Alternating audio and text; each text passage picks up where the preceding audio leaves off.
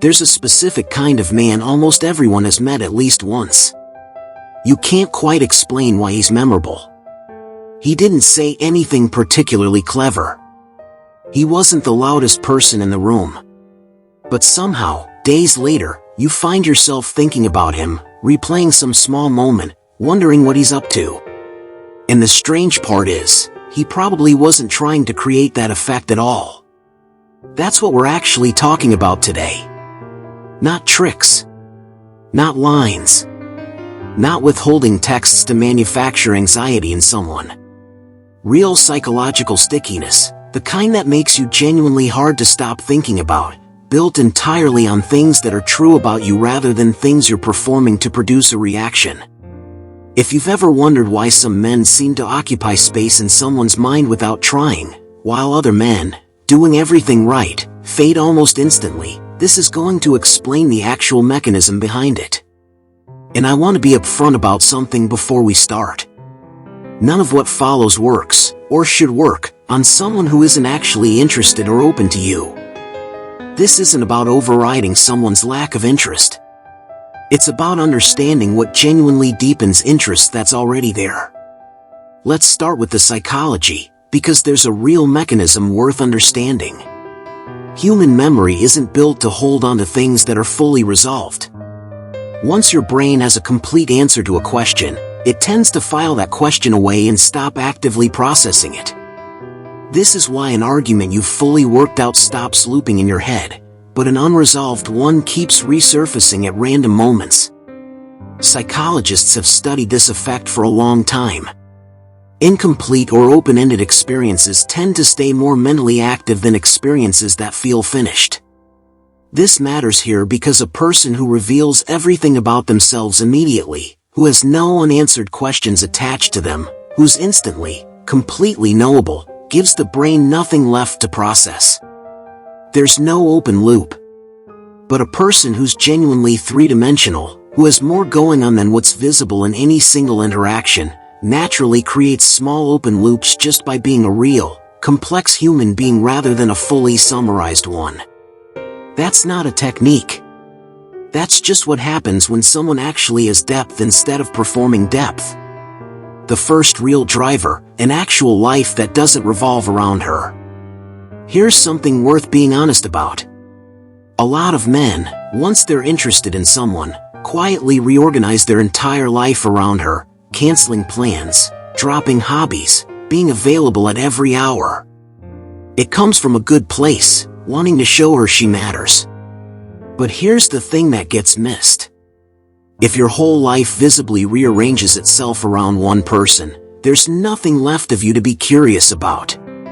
You've become fully transparent, fully accounted for, fully predictable. This isn't a call to deliberately withhold availability as a manufactured scarcity tactic. It's simpler and more honest than that. Keep actually living your life. Keep the friendships, the projects, the routines, the goals that existed before she came into the picture and that matter independent of how things go with her. Not as a strategy to seem busy, but because a full life is genuinely a good thing to have, and it happens to also mean there's something real left for her to wonder about. What's he building? What does his day actually look like when I'm not part of it? That question isn't manufactured. It's just naturally there when the answer is real and specific to you, rather than a blank space he's kept empty for her. The second driver, emotional steadiness that isn't the same as detachment. There's a version of confidence that gets sold constantly in this space that's really just emotional withholding dressed up nicely, staying cold, refusing to react, treating warmth like a resource to be rationed. That's not steadiness, that's just a different flavor of performance, and most people can feel the difference eventually, even if it takes them a while to name it. Real steadiness looks different. It's being able to feel something, show interest, be affected by a conversation, and still not be thrown off balance by every small shift in her mood or every ambiguous text. It's staying warm without needing constant confirmation that the warmth is being reciprocated in exactly the way you'd hoped. This matters because people, generally, feels safest around someone whose baseline doesn't swing wildly based on external feedback. That safety isn't boring. It's actually one of the rarer, more valuable things a person can offer, because so few people manage it consistently. And when someone feels genuinely safe with you, without you needing to perform coldness to produce that feeling, that safety becomes something they return to, mentally, more than they'd admit. The third driver, being specific instead of generic. This one is simple but frequently overlooked. Vague, broadly appealing versions of yourself, generic jokes, safe opinions, agreeing with whatever's said to keep things smooth, are forgettable precisely because they could belong to almost anyone. There's nothing there for someone's mind to hold on to later, because there was never anything distinctly you about the interaction in the first place. The alternative isn't trying to be provocative or contrarian for effect. It's just being willing to have actual opinions, actual specific interests, actual quirks, instead of smoothing yourself into whatever seems safest in the moment. A real, specific person is more memorable than a polished, agreeable one, not because specificity is a technique, but because memory needs something distinct to actually hold on to. If every version of you she's met is basically interchangeable with any other pleasant guy, there's nothing left over once the conversation ends. The fourth driver, genuine, unhurried curiosity about who she actually is. This is probably the most underrated one, and it's the opposite of a manipulation tactic, because it requires actually caring about the answer, not performing interest to seem attentive. Most people are used to being asked shallow, script-like questions. What do you do? Where are you from? Generic stuff that doesn't require any real listening. When someone asks a genuinely curious question instead, something like what she used to love as a kid and stopped doing, or what actually makes her lose track of time, and then actually listens to the answer instead of using it as a bridge back to talking about himself, that registers as unusual, because it is unusual. This isn't about finding the perfect clever question to unlock some psychological trigger. It's about actually being interested in a specific person as a specific person, rather than running a generic script that could apply to anyone. And genuine curiosity, unlike performed curiosity, is something people can feel the difference in almost immediately, because performed interest has a slightly hollow quality to it that real interest doesn't. The fifth driver, leaving space instead of filling every silence. A lot of men, especially when they're nervous about losing someone's interest, try to fill every gap, every silence, every pause with more words, more reassurance, more effort. It comes from anxiety, not confidence, even when it's dressed up as enthusiasm. But constant filling doesn't actually build connection, it just creates noise. And noise, over enough time, becomes exhausting to be around, even when every individual thing said was perfectly nice.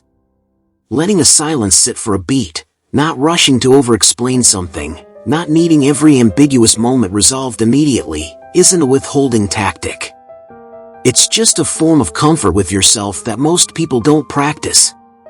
And when someone's comfortable enough with themselves not to need every silence filled, that comfort is contagious. It gives the other person room to actually think, rather than being swept along by constant verbal momentum. Some of the moments people remember most clearly aren't the ones full of clever conversation. They're the quiet ones that felt unusually comfortable, and comfort like that is rare enough to be memorable on its own. Let's make this concrete with a comparison, because the theory only matters if you can see it in practice. Picture two men after a good first date. Both had a genuinely nice time. Both are interested. The first spends the drive home composing the perfect follow-up text, sends it within the hour, then checks his phone every few minutes waiting for a reply, and when it doesn't come immediately, starts second-guessing everything he said.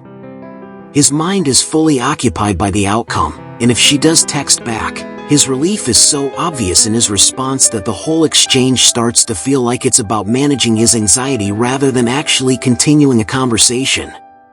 The second man also had a great time, and he's genuinely looking forward to seeing her again. But he goes home and gets back to whatever he had going on that evening, a project, a workout, plans with a friend, because that part of his life didn't pause just because the date went well. He texts her the next day, not because he calculated an optimal delay, but because that's when he actually got a moment and thought of something specific from their conversation worth bringing up. His message isn't detached or delayed as a strategy. It's just unhurried, because his entire evening wasn't reorganized around waiting for a reply. Here's the part worth noticing. The first man isn't doing anything wrong exactly, he's just fully visible, fully anxious, fully available in a way that leaves nothing unaccounted for. The second man isn't withholding anything on purpose. He's just living a life that has its own weight and rhythm, and she can feel the difference between those two energies almost immediately, even if she couldn't explain the mechanism behind it.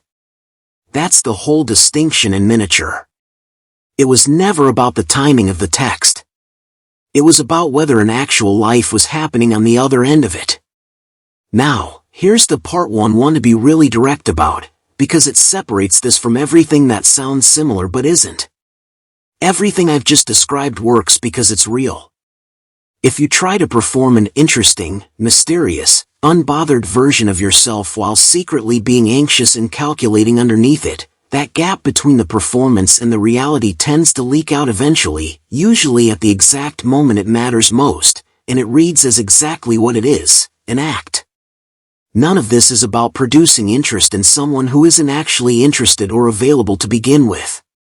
If someone has genuinely told you, directly or through consistent, unambiguous signals, that they're not interested, none of these 5 things are levers to pull to override that. Respecting that is not optional, and no amount of psychological understanding changes it. What this actually is, at its core, is a description of what it looks like to be a genuinely whole person instead of a performance built to produce a specific reaction in someone else. A full life. Emotional steadiness that isn't coldness. Being specific instead of generic. Real curiosity instead of scripted questions. Comfort with silence instead of anxious filling. None of these are things you deploy strategically in a given conversation. They're things you build, slowly, as a way of actually living, and the fact that they happen to make you more memorable to someone who's already open to you is a byproduct, not the goal. Here's the honest reason this matters more than any tactic ever could. A tactic works, if it works at all, for exactly as long as you can keep performing it. The moment the performance drops, and it always eventually drops, whatever was built on top of it collapses along with it. But a genuinely full life, real steadiness, real curiosity about people, these don't require maintenance in the same way, because they're not separate from who you actually are. They're just you, showing up consistently, which happens to be the single hardest thing to fake convincingly over any real length of time, and also the only thing that actually holds up. One last thought before we close. If you take one thing from this video, let it be this. Stop trying to figure out what to withhold, what silence to strategically deploy, what version of unavailability might spark the most interest. Redirect all of that energy toward actually building the life, the steadiness, and the depth that naturally produces the effect you were chasing in the first place.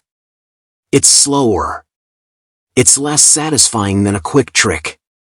But it's the only version of this that actually lasts, because it was never a trick to begin with. If this gave you something to think about, let me know in the comments.